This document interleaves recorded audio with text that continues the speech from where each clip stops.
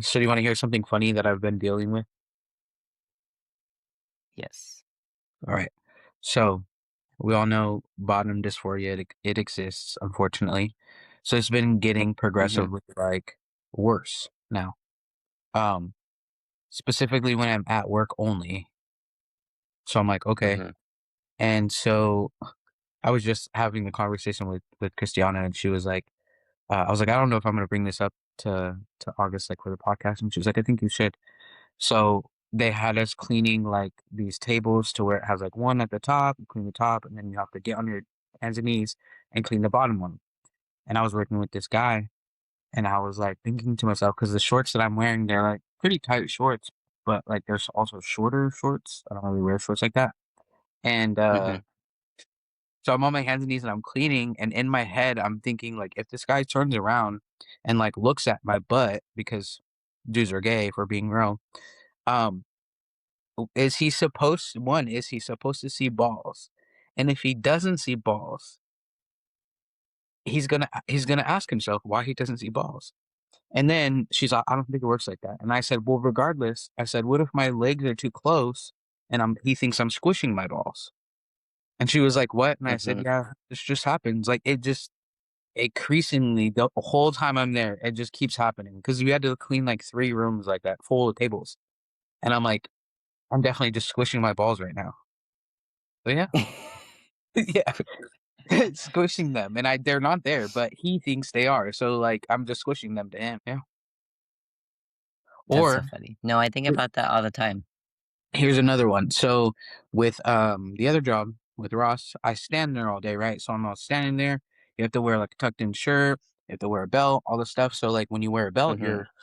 your pants typically, if you got some package on there, you're gonna look like you have, like, a bulge, and so I'm always Yeah. wondering when people are, like if they're, like, looking at me or, like, walking around or like the other employees they're like looking and if they're like looking for the bulge, right?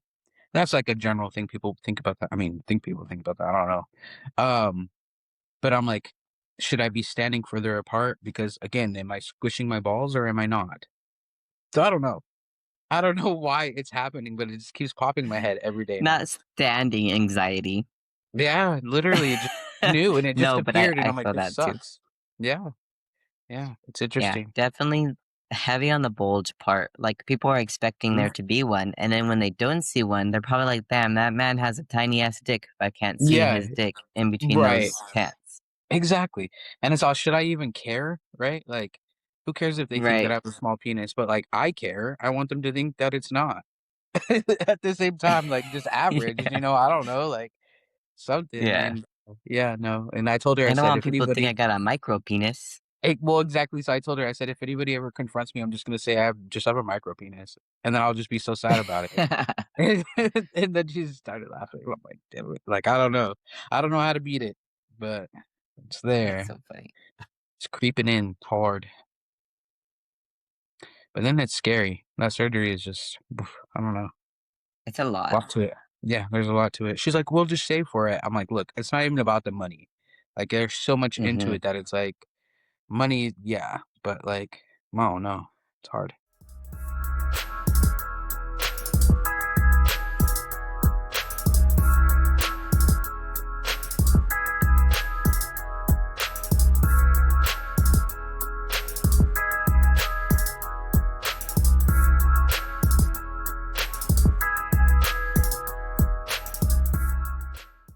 Welcome to Two Guys Unfiltered, a podcast where we let LGBTQ people like you share their story, the funny ones, the hard ones, and everything in between. I'm Juju. And I'm August, so whether you're part of the community or just here to listen, we're glad you're here. Our guest today is Jesse. He shared his transition story and experience attending a nude LGBTQ plus pool party. So we want to know from you guys, would you or have you ever attended a nude pool party? And stay tuned to the end of our episode to hear mine and Juju's answer. Now let's get into it. Go for it if you want to give us a little introduction of who you are. Yes. So my name is Jesse, and he, him pronouns, um, Midwestern, grown for the most part. I would say some of my hobbies really include just going to the movies. I am an A-lister at AMC, so I frequent the movies often. And I like to say that I am a cat dad to the max. I have two cats, and I talk for them sometimes, which is like a very quirky trait that has been passed down from generations, it seems. Um, so yeah, that's something a little bit fun and quirky about me. What type of movies do you like? Honestly, I love all movies. I will follow like what is A24 coming out with. Like I just recently saw Slanted, which was a really interesting concept. But really just anything with the A-lister, I'll watch any genre. I just watched The Bride, which was good. I honestly I just like want to see what's going to be the next 2026 Oscars, or the 2027 Oscars list. Like that's always a goal to like just watch as many movies as I can. So I'm so bad at going to the movies. I don't remember the last time I saw something in theaters. I just watched Scream 7. So that one was pretty good. yes, it definitely was shocking end. I will say, but we won't spoil it just in case August you decide to go to the movies or see it. I watch movies. I just like I'll just wait till it goes on like Netflix or something type of Mm, person. that's fair. That's fair. But yeah, Yeah. if you want to give us a little summary of your coming out story. Yeah, my coming out story, just coming out as trans, it wasn't as climactic as I think I initially thought it would be in my head. It was really a sense of like, so it was like a soft come out. So I actually ended up getting top surgery first, and I was still kind of unsure of who was I. And this didn't happen until like I was 4 years ago. It's about 4 years I've been on T since last month, and I don't even think I really was sure if I was non-binary. If I was just gonna tell my family that like I'm still a girl, like but I just don't want my boobs. I just want them off. And then I realized after I got top surgery, I was like, okay, this is more than just getting my boobs off. And this is something like that I need to come out with. So I ended up telling my sister first. She was very supportive throughout it. And it was because I went by they and them initially. And at first, I'm going to go by he, him now. And just a lot of like teaching experiences of just being like, oh, thank God, because it was so hard to use they, them. And I'm just like, no, this isn't about your experience. This is about my experience, but I'm glad that that worked for you. But coming out to um my mom, my dad, and like a little bit more extended family, it would think it was a little bit more difficult to grasp. For my mom in particular, it was like I've always had a daughter, like you're my daughter, and we struggled a little bit of just having like that grief period. I think that a lot of parents seem to go through when we come out. And then my aunt and my grandma, it was kind of like they thought I was doing this to please my ex at the time, or my wife at the time, because they thought maybe that she wanted me to be a man and like I was doing this because of her. So there was a lot of like not just simply taking it like this is what I'm doing and this is how I feel. So it was like slight resistance, a little bit of not as supportive as I wanted it to be. But I lived, I moved from Illinois to Arizona, and I felt like that actually opened my eyes to even coming out to myself, to being like, I am doing something for me, and I'm not utilizing my family as a sort of what are they gonna think? I felt like I was able to just really just be who I was. So, um, but for the most part Right. now, everyone I'm getting along with like most of my family. Pronouns can be difficult even now, but with my close family, it's very just effortless. Like my dad is very supportive, mom, sister, they're like my biggest people in my corner. That's awesome. That's such also like such a unique experience of having top surgery first. Because I Mhm. feel like, if I'm not mistaken, for my surgeon, like you had to be on T to get that type of surgery. Yeah. So, Interesting. so how was that process for you? Uh, it was in order to get the top surgery, I needed to get a letter from my therapist as well as another one from my primary. And I think that was it. Like I just needed those two things. But um yeah, which is yeah, I think usually the opposite, but I almost felt like it was a lot easier to get on T. Like I was just like, yeah, I had top surgery and they just gave me What more proof do you yeah. need? Truly, but I remember, yeah, it was I think I had 3 letters. It was 2 or 3 letters that I needed from, like, professionals of dysphoria, to give gender dysphoria on there, and so, yeah, insurance covered it. It was actually a very easy process. That's good. I'm glad that you didn't have like a bunch of difficulty to do that. Mhm. Yeah, I agree. No, I think on my end, it was a letter stating like I identify as a man, and then I've been on hormones for this long, and then signed by the doctor, and then you had to send that into them. Mm, Because other than that, outside of like, and that was with no insurance, so it was me just paying out of pocket. He still wanted that, so that's interesting too. Mm. yeah, like, hearing it makes more sense. I mean, it's a big surgery. I would have thought I would have had to do a lot more. I don't know why, and yeah, because 'cause I've heard people having to kinda jump through hoops and Reddit and stuff, so Yeah, especially like 4 years ago, because a lot has changed, mhm. like surgery wise for us. Like it's been like more available, I feel like now. Al- Although a lot of cuts for like trans youth happening right now. But I feel like we've definitely taken a lot of steps forward from 5 years ago. Yeah, I know I was trying, to get, a hysterectomy or wanting and I needed another like, that one also was another letter, but it almost seemed like my therapist it was harder now to, like they didn't want to give some sort of documentation for gender affirming care because they could possibly get, like, their license taken kinda thing. Um, yeah, and so I'm, like I'm curious to know if I do decide to do any other gender affirming surgeries, if there will be issues, but, I mean, hopefully it's short term. Hopefully we're coming out of this, I'm Hmm. hoping. Yeah, for sure. But as far as testosterone, I know you said you were still like at first kind of iffy if that was a thing for you. Do you feel like there's something that someone should have warned you about starting testosterone after taking it?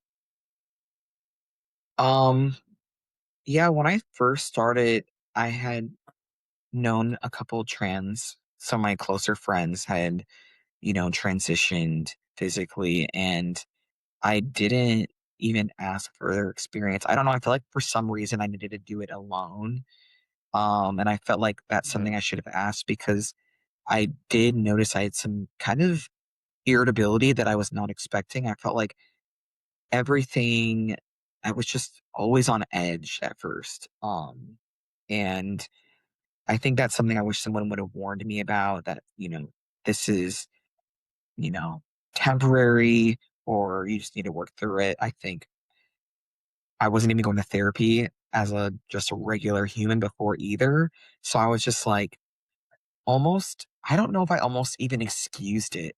Like I was thinking this is just how the masculine this is just the toxic masculinity that I need to do. I don't know if I like tuned into that so hard, like it's okay to be an ass almost or be agitated because it's just like part of it, you know?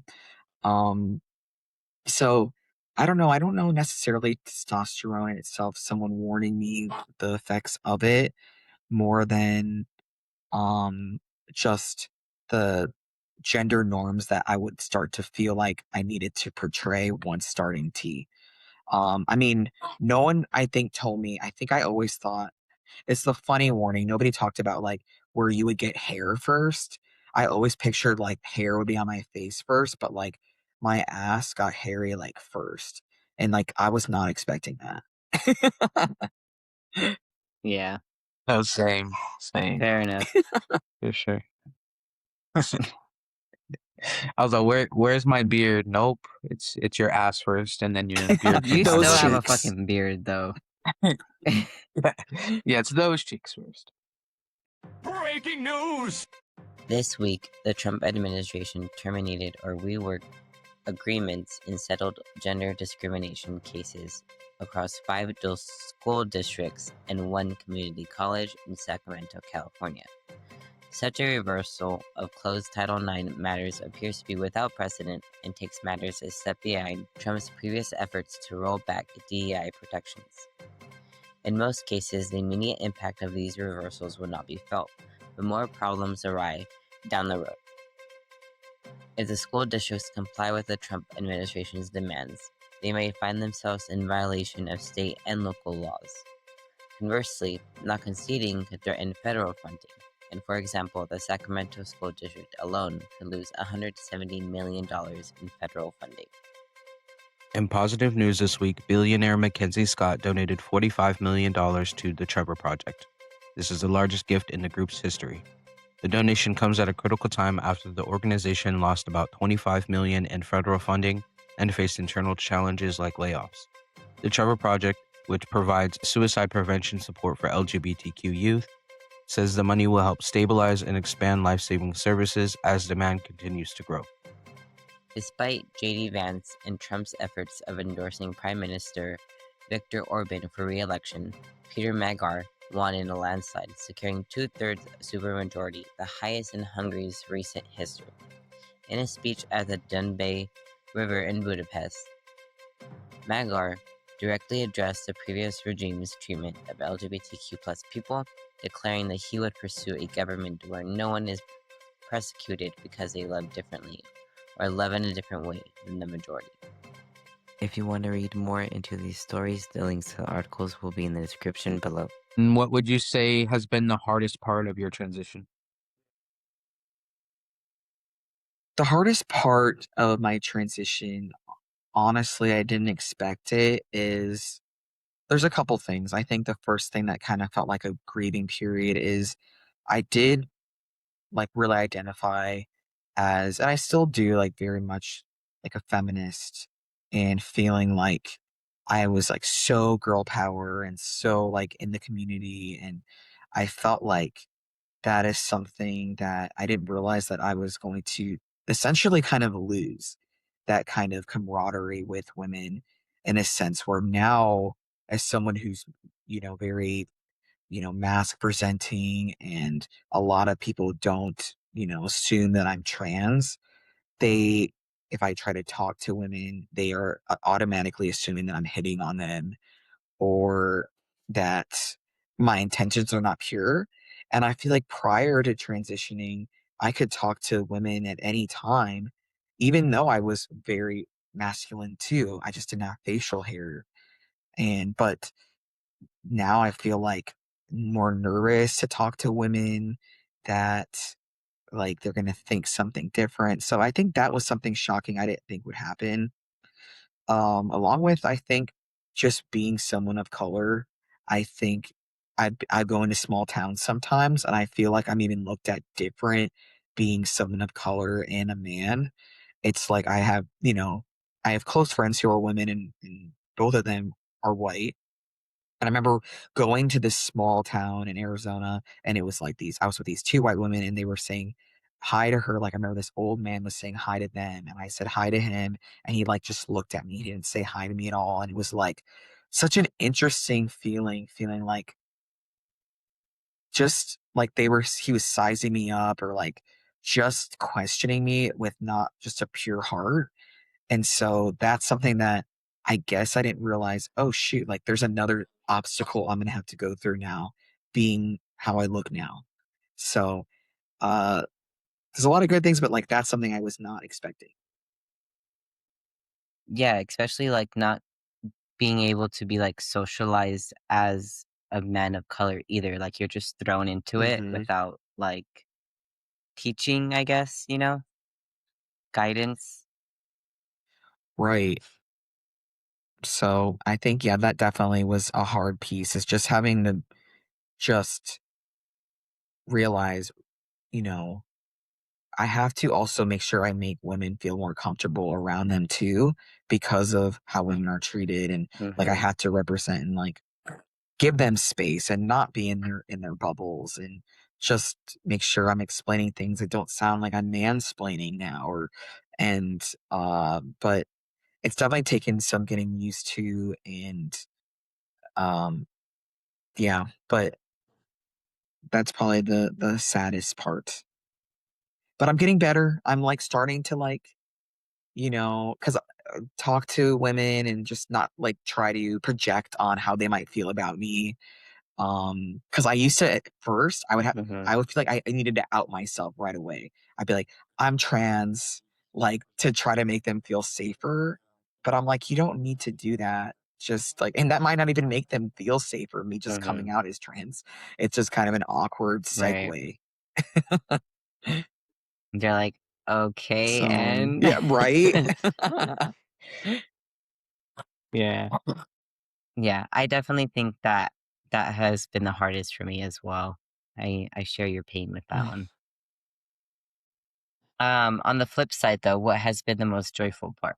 Uh, I think clothes. I love clothes. I feel like that is something that the way the testosterone, I think, has like changed my body in ways that, make me less dysphoric regarding like my hips, or like the fat distributions in other parts of my body.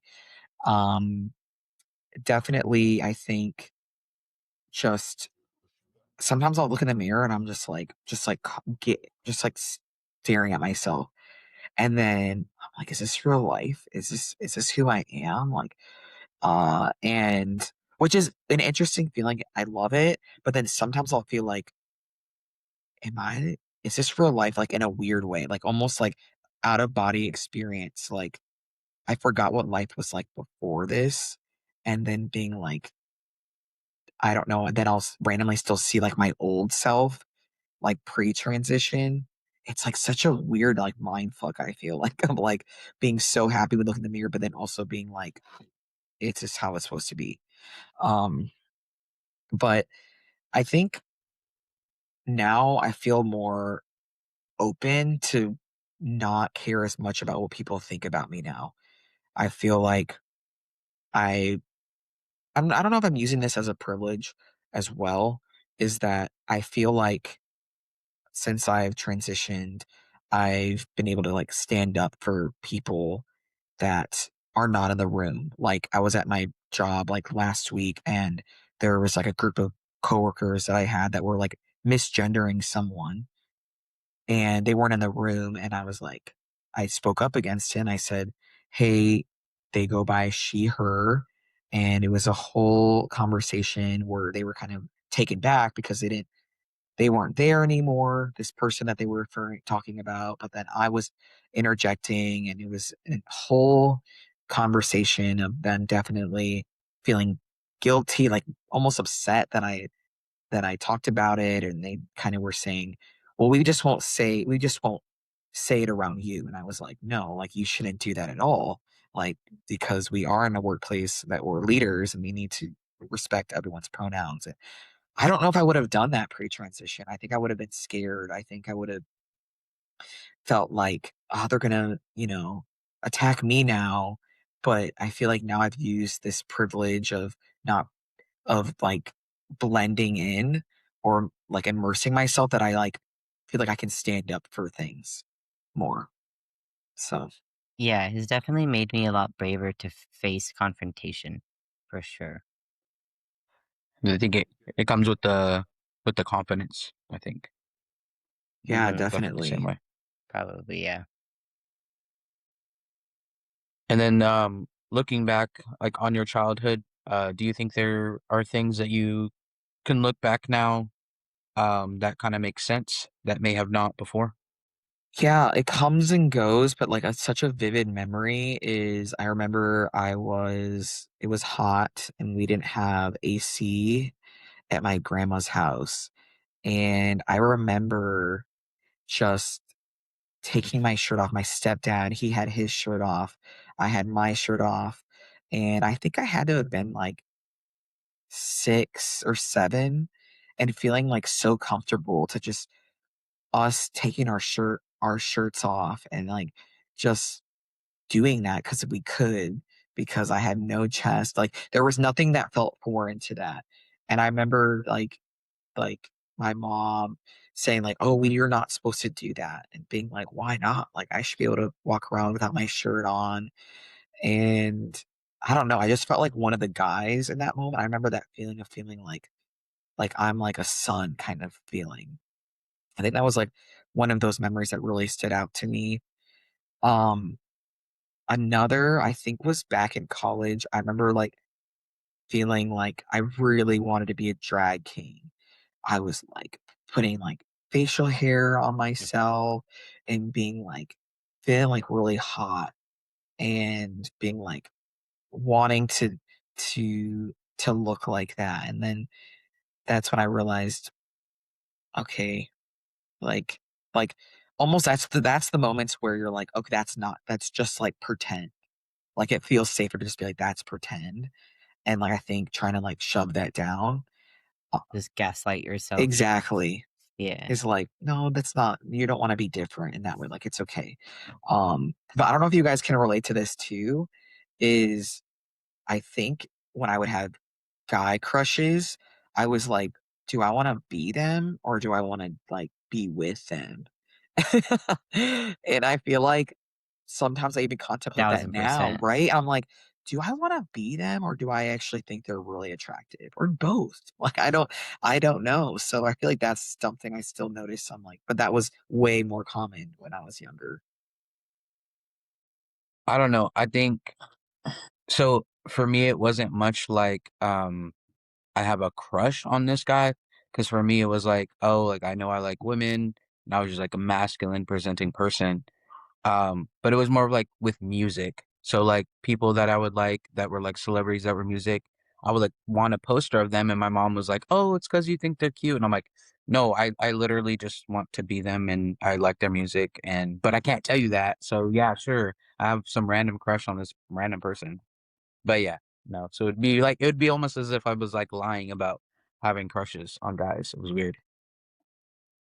That was my thing though. Saying, so did you know for a while then, Juju, that like, did you know early on?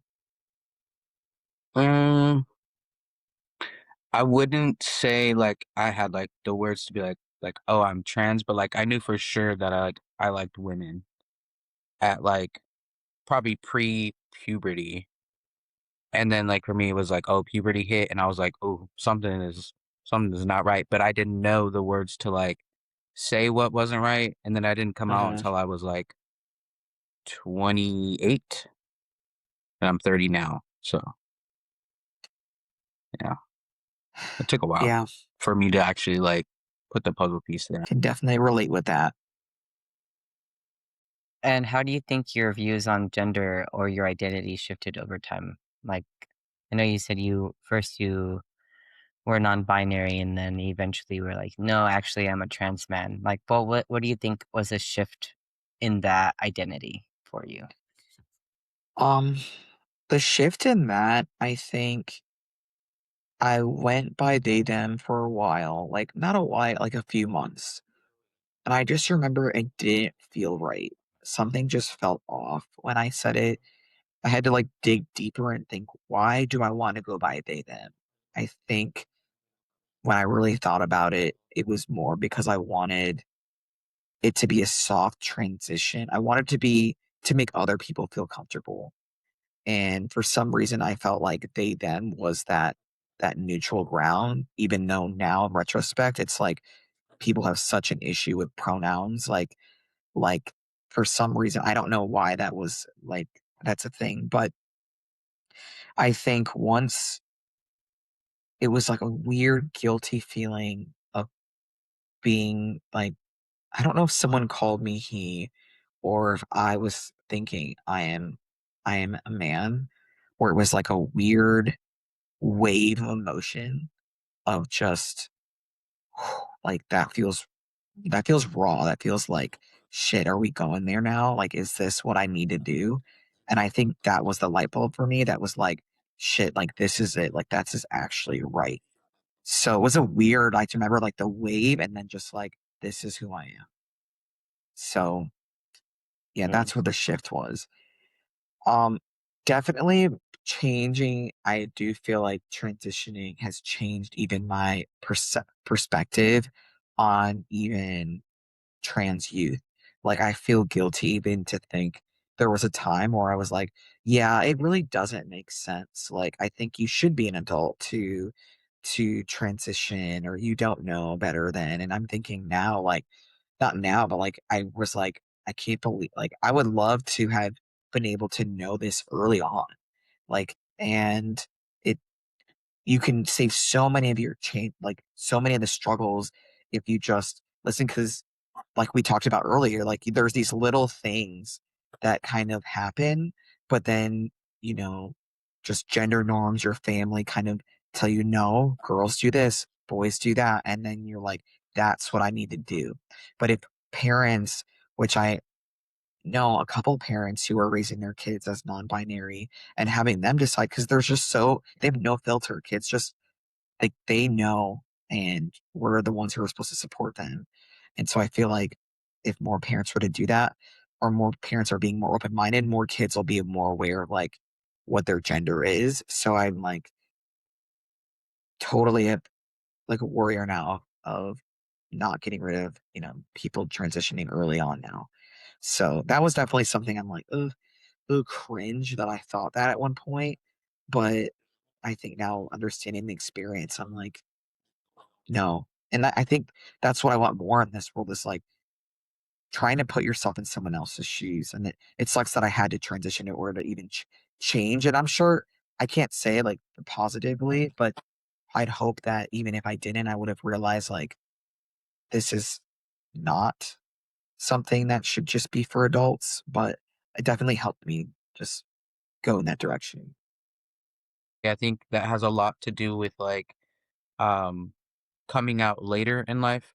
So like you came out like later in life, I came out later in life when it's like what I like to think of it as is like the people that do get to transition when they're like younger, it's almost like a blessing to them. And like I want that for them because I know that I would have wanted that had I like knew the words, knew how to come out, knew how to like say it, and I would have wanted that Yeah. same support that they have.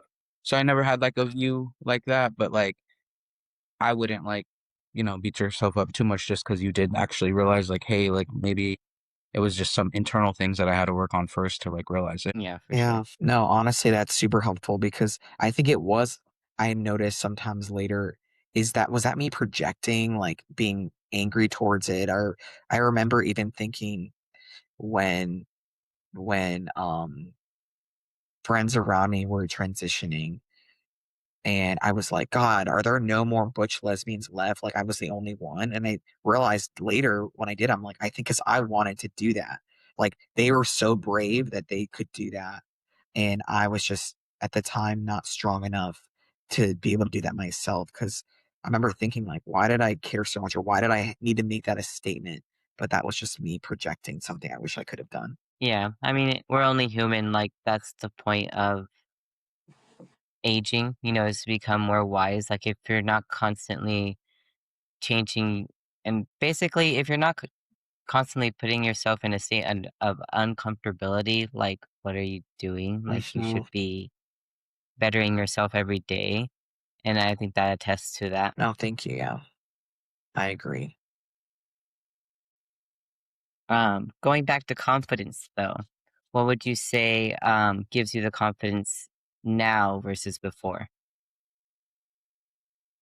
Gosh, is it just a scapegoat to just be like, no boobs? Like, I feel like, right? Like, I feel like now I'm like, shirtless way more than I ever was. Like, and um, just I think it's I don't know. It's weird because there is that male privilege that does come with it too. It's like, is it now? Like I felt like I didn't have a voice before, and now I feel like I can use that voice not to be like a douchebag, but I feel like now I can stand up for myself and do what I want. Where before I felt like I couldn't, and I think because it's so easy to be like I remember being in college and being yelled at across the street, being like, "You dyke," and it's like, oh my gosh, like people would just easily say that. So I felt like that's why I was always like, scared to say something because like, they would just use that and then I would be like crushed. But now I feel like I don't have that fear of what someone's going to call me necessarily. Um, and if I do, I feel like I have the mental capacity to just, you know, either just ignore it or do whatever. And here's here's my cat just also wanting to be here. Hello, cat. I know mine has been in my lap for half the recording now, begging for pets. Oh, see, that's sweet. Mine doesn't do that. And then, so you did share with us that you weren't actually comfortable with your body until you went to your first naked event post-op surgery. Do you want to share a little bit of that experience? Yes, honestly, I love this moment because it was a friend that I had met on actually her of places like, and it's funny because we hadn't met yet or hung out, but he was telling me that he was going to a pool party and but it was at night and I'm like, that's weird. Um, I've never like, why are you going to a pool party at night? And he's like, oh well, it's kind of like a very queer, like naked pool party. And so he's, you know, trans as well. And he told me that there are other trans people there. And I'm like, you know what? Fuck it. Like, I feel like I'm always called like the square and like I don't have I'm more vanilla. And I want to do something that's like, I bet you haven't done this. So I just ended up, I think, what did I do? I took a shower. I wanted to make sure, everything was kosher. I wanted to make sure I wasn't coming out there like in a jungle. So I was like, okay, like it was so funny, like grooming yourself in a way that like you don't normally. Like I'm not caring about my hair as much. I'm just like other hair. So I was like, did that, and I was like, okay, and I'm like, damn, I've never met this guy before, and I'm about to just like get naked. So he made me feel really comfortable. Like he was like just telling me how it was, and I didn't know what to expect. Come like then I realized, oh, it's actually like it's not just a naked party. I'm naive in this way where it was like a sex party. Like it was like a whole like Hmm. just at first it was like people were in the pool and then later it got I was like, oh, like they're making out and doing other things. And like in the house, there was like porn on the TV. And I was like, oh my gosh, I'm getting so immersed in everything right now. But yeah, like it was definitely interesting. But just to backpedal, I remember going in there because it's like in the backyard of someone's house. And I just remember just like people are by the entrance of the gate, and I'm like waving hi, and I'm like taking my clothes off so daintily, like just like folding it, like slowly, like putting it like in a nice pile, like the way I took my socks off, like everything was so slow. I remember until I was like, okay, it's time to like drop the underwear, and then I dropped my underwear, and I was just like taking deep breaths and just like and I think me and my friend hugged for the first time naked. Like, and now he's like one of my best friends. Like, it's funny, like how we started, and now he's one of my best friends. But just seeing him and people are actually like looking at your junk, and like that's okay to do. Like everyone was super nice. Like it's like welcoming almost. It's almost like rude to not look down at someone's junk. So it's like very interesting. And like I've been to many pool parties since, and now it's more just like a place that I go to hang out with my friends naked. Like I feel like it's truly I'm like the sexual part is not even there. Like now I'm just like naked with my friends in a pool. I was gonna ask, like, do you just like show up naked, like you're just driving there and like you're nude, or like you like get there and then you like take off, your bathrobe or something? So like, that was Yeah. interesting. You're Honestly, it's slowly up took to the you. It's up to you what you want. I mean, if you get pulled over, that's gonna suck being naked. yeah, true. So but now I've learned to like I don't even I'll wear shorts with like no underwear, like so I'm not having to like let me just get the taking off clothes over with. Because honestly, that's still to me like really like nerve wracking. It's almost the same fear, the same nerves I get tipping a drag queen is the same fear I have taking my clothes off. There's just like a confidence you need to just like do it. You know what I mean? Yes. Like tipping a Yeah. drag queen is somehow like intimidating. So intimidating because you don't know what they're gonna do to you. Like it could just be them taking your money, or it could lead to you being like in the chair by yourself in front of everybody. Like there is no telling what's gonna happen. That and That's true. another fear is putting my dollar out and then they like reject it kind of, but like not on purpose. It's just like part of the Hmm. routine. And then I feel like Like a embarrassed. I'm tease. like, oh my God, I have this dollar and they didn't take it. You know, take your money. Yeah, Please. And that's when please. I just like throw it somewhere, like it's on the floor with the other dollars.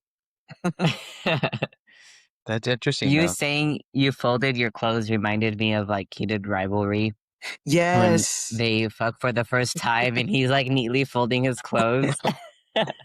I felt for that scene. That's so funny you said that because like when I watched that episode, I was like, I know that feeling. That's exactly what I did. Yeah, that's exactly what I would do too. Like it somehow avoids the That's a inevitable. You're just like, makes if I sense. fold it slowly. Do you think either of you would do it? Have you already been to a naked pool party? I have not. I would be willing to do it, and I say that because so my wife for her bachelorette night with her best friend, they went to like a Korean spa. In a Korean spa, you pretty much get nude. You have like you're given a towel, and that's like the size of like a foot. It doesn't cover much, but I want to go to that. But obviously, like I would have to go to the men's section of Right. it. So like that's the only part that's scary is like knowing that she won't be able to be right next to me majority of the time. But I feel like I just need to do it. Like how else am I gonna have the confidence to be around men if I can't even do it like that? I don't know. That's how I Oh, justify it. that's a tough one. Hmm. Um, but yeah, no, I don't know. It's really intriguing to me. I like so no, I've never been to one. I'm usually like you said, like a vanilla, like prude person, like just keep to myself.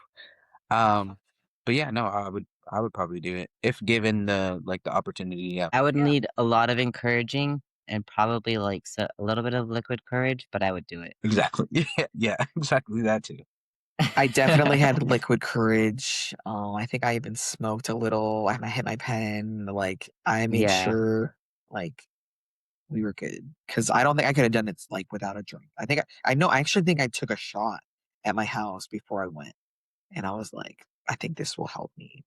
Um, that Yeah, one's a little bit hard. Like definitely.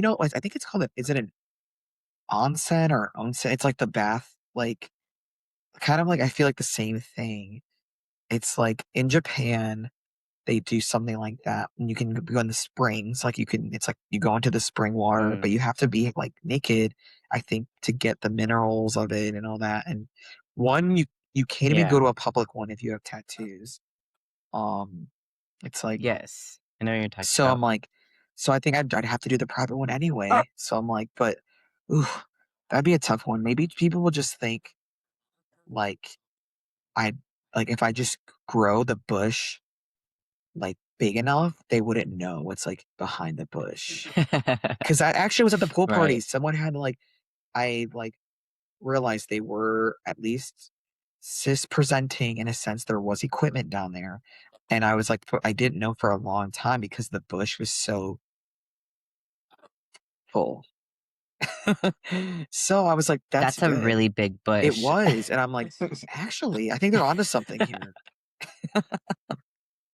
And what would you say, or what hopes do you have for the future, and then for yourself? Or sorry, for the future for yourself and for the trans community. A future for myself, I think, is just to continue to stand up for people who need a voice and who need someone to just stand up for them because maybe they're not ready yet. Maybe they're in a space where they can't. And so I want to see more of that. And especially, I think a lot of the trans community that I have followed have been more so like white trans people. And so I want to make sure to be more out there as someone of color and be like I want to see more of that because I think who I did see that a lot of people didn't look like me. And so I feel like growing up, always no one looking like me in some way. I'm like, I want to be more of a face for that. So, um, yeah, I think that's what I'd want, which is kind of like a dual. It's like, yeah, that's for myself. For the trans community, I hope more people can just start to just allow us to like live. Again, it's the administration that we're in right now. It's just such a flashlight on us for no reason at all.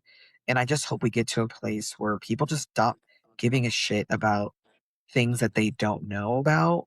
Like I'd rather just people just be silent and just not get involved in a way that can be damaging to someone's life.